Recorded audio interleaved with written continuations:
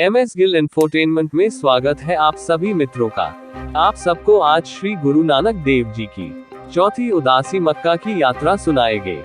गुरु नानक देव जी ने अपनी चौथी उदासी 1517वीं ईस्वी में आरंभ की। इस उदासी के दौरान गुरु साहिब ने पश्चिमी एशिया के मुस्लिम देशों की यात्रा की। इस उदासी के दौरान उन्होंने एक मुसलमान फकीर की तरह नीले वस्त्र पहने हुए थे। कुछ शोधकर्ताओं का विचार है कि पहले नील का शाब्दिक अर्थ नीला नहीं बल्कि रंगदार होता था और उस समय मुसलमान पीरों फकीरों द्वारा हरे या नीले रंग के वस्त्र पहने जाते थे। इस उदासी को करने में भी लगभग 4 वर्ष लगे।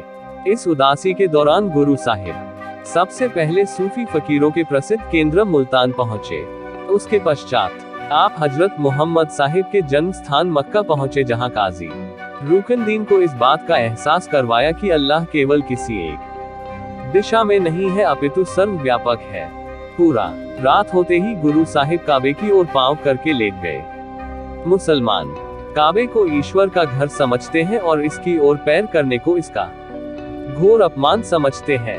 गुरु साहिब द्वारा ऐसा किया जाने पर अल्लाह का अपमान समझते हुए जीवन नामक काजी ने उन्हें टांग भी मार दी। जब हाजियों ने इकट्ठे होकर गुरु साहिब को गुस्से से पूछा कि उन्होंने खुदा के घर की ओर पांव क्यों पसारे हैं, तो उन्होंने बड़ी नम्रता से उत्तर दिया कि जिधर खुदा का घर नहीं है उनके पांव घुमाकर उधर कर दिए जाएं। कहा जाता है कि गुरु जी की टांगों को घुमाकर दूसरी ओर किया गया तो काबा भी उधर ही घूम गया। इस तरह गुरु साहिब ने उनको एहसास करवाया कि खुदा तो हर तरफ ही विद्यमान है। इस प्रकार उनको अपनी गलती का एहसास हुआ। इस स्थान पर ही काजियों हाजियों के साथ हुए संवाद के दौरान वह ये स्पष्ट करते हैं कि अहमियत इस बात की नहीं कि कोई व्यक्ति हिंदू है या मुसलमान, बल्कि इस बात की है कि उसके कर्म कैसे हैं।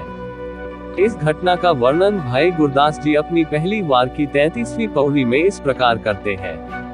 पूछन फोल किताब ने हिंदू वडा की मुसलमान बाबा आखे हाजिया सभी अमला बाजह दोनों रोई। मक्का के उपरांत गुरु साहिब मदीना पहुंचे और लोगों को उपदेश दिया। कुछ समय कंधार और काबुल में उपदेश करने के उपरांत आप बगदाद पहुंचे, जहां आप 4 महीने रहे। यहां आपकी मुलाकात शेख बहलोल से हुई, जो आपसे बहुत प्रभावित हुआ और आपका श्रद्धालु बन गया। ये भी कहा जाता है कि गुरु साहिब ने फलस्तीन, सीरिया और तुर्की आदि देशों की भी यात्रा की, जिस संबंधी खोज चल रही है। इस यात्रा के उपरांत गुरु नानक साहिब एमनाबाद या सैयदपुर पहुंचे, जहां बादशाह बाबर ने लोगों पर भयानक अत्याचार किए थे। गुरु साहिब ने उसके अत्याचारों का जोरदार शब्दों में खंडन किया। बाबर ने गुस्से में आकर गुरु साहिब को कैद कर लिया, पर जब उसको पता चला कि गुरु साहिब एक महान संत है तो वह स्वयं गुरु साहिब को मिलने आया। इस उपरांत उसने न केवल गुरु साहिब को बल्कि उनके कहने पर बाकी कैदियों को भी आजाद कर दिया और अपने इस कार्य पर पश्चाताप किया।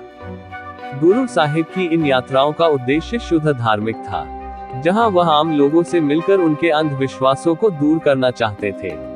वहीं इन यात्राओं के दौरान गुरु साहिब ने अलग अलग धर्मों और मतों के प्रमुख नेताओं से मिलकर उनके साथ विचार विमर्श किया और इस तरह उन्होंने न केवल दोनों धर्मों का गंभीर अध्ययन किया बल्कि अंतर धर्म संवाद का आरंभ भी किया।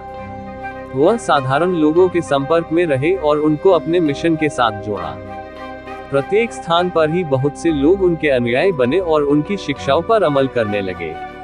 यही था एक नए धर्म, सिख धर्म की स्थापना का आरंभ और एक निम्न जाति का मुसलमान भाई मर्दाना गुरु नानक देव जी का प्रथम साथी बना, जिसने रबाब पर गुरु नानक देव जी के गायन के समय उनकी संगत की। उदासियों के दौरान गुरु साहिब को जो भेंट या उपहार प्राप्त होते वह उन्हें गरीबों में बांट देते।